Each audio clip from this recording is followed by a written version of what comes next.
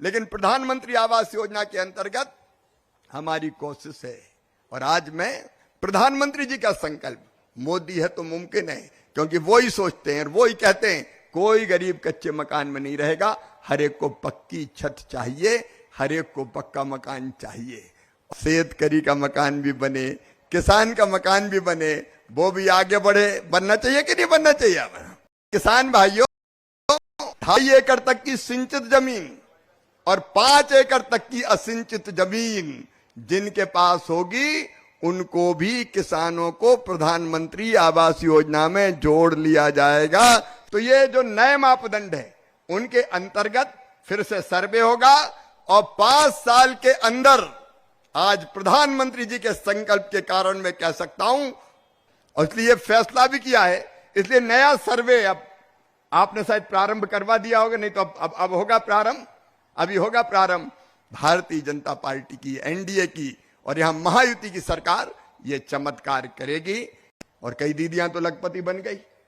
अभी 15 अगस्त के दिन दिल्ली गई थी, देवेंद्र जी की और पूरी टीम की कर्मठता के कारण महाराष्ट्र में कोई कच्चे मकान में नहीं रहेगा, हर गरीब को पक्के मकान बना के दिए जाएंगे। केवल लाड़की बहना थोड़ी रहना है, वो तो देवेंद्र जी ने फैसला कर ही लिया है। और इस बार की रक्षाबंधन और दिवाली हो, दूसरा हमारी दीदियां बैठी है, लाड़की बहनाएं, अब बनना है लखपति दीदी। लेकिन अब यहीं तक थोड़ी रहना है, अब बनना है लखपति दीदी। और कई दीदियां तो लखपति बन गई। अब कितने आनंद से बनी हमारी बहनें अच्छी तरह जानती है। बताओ अच्छा लगा कि नहीं सबको? अरे बोल के बताओ ना, अच्छा लगा कि नहीं? बताओ बहनों, होना चाहिए कि नहीं? अरे गरीब रहना चाहिए क्या? गरीब नहीं रहेंगे, आंसू नहीं बहाएंगे, हाथ नहीं फैलाएंगे, हम भी लखपति बनेंगी, हम भी आगे बढ़ेंगी। ये लाड़की बहना से लखपति दीदी का सफर प्रारंभ हुआ है। अभी 15 अगस्त के दिन दिल्ली गई थी, मुझे दिल्ली में मिली थी। लखपति दीदी का मतलब है हर बहन की आमदनी साल में 1 लाख रुपया से ज्यादा होना चाहिए। तो हम प्राण प्राण से यह कोशिश करेंगे। प्रधानमंत्री जी ने कहा है 3 करोड़ लखपति दीदी बनाना है, 3 करोड़। 1 करोड़ 15 लाख हो गई, हर एक को सेल्फ हेल्प ग्रुप के माध्यम से। और देवेंद्र जी, और लखपति दीदी का काम भी पीएम साहब ने मुझे ही सौंपा है। कोई गरीब नहीं रहेंगे। आजीविका मिशन के माध्यम से, सेल्फ हेल्प ग्रुप के माध्यम से तेजी से काम करेंगे और आगे बढ़ते जाएंगे। और महाराष्ट्र सरकार और केंद्र सरकार दीदियों के साथ खड़ी है। लेकिन प्रधानमंत्री आवास योजना में यह नियम था एक कि 10,000 रुपया से ज्यादा आमदनी है तो फिर वो आवास के लिए पात्र नहीं होंगे। तो कौन कौन दीदी लखपति बनने तैयार है? जरा हाथ उठाओ।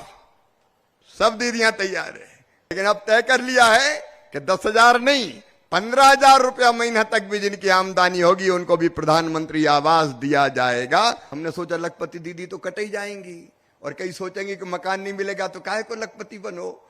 लेकिन प्रधानमंत्री जी कहते हैं दरिद्री हमारा नारायण है, वही हमारा भगवान है, उसकी सेवा कर ली तो भगवान की पूजा हो गई।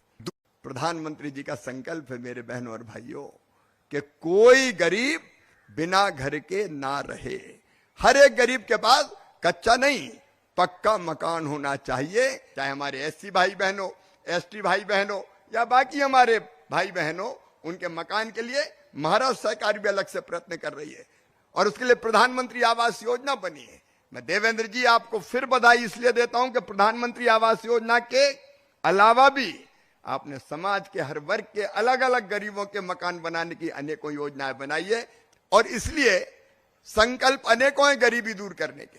आज मैं उन सबके विस्तार में नहीं जाऊंगा, लेकिन एक संकल्प प्रधानमंत्री जी का है, हर गरीब को पक्का मकान। प्रधानमंत्री जी के नेतृत्व में महाराष्ट्र सरकार को पहले हमने लगभग 6 लाख मकान गरीबों के 6,37,089 6,37,089 मकान ग्रामीण विकास मंत्रालय की तरफ से दिए थे। प्रधानमंत्री जी के आशीर्वाद से, महाराष्ट्र से तो वो विशेष स्नेह करते हैं।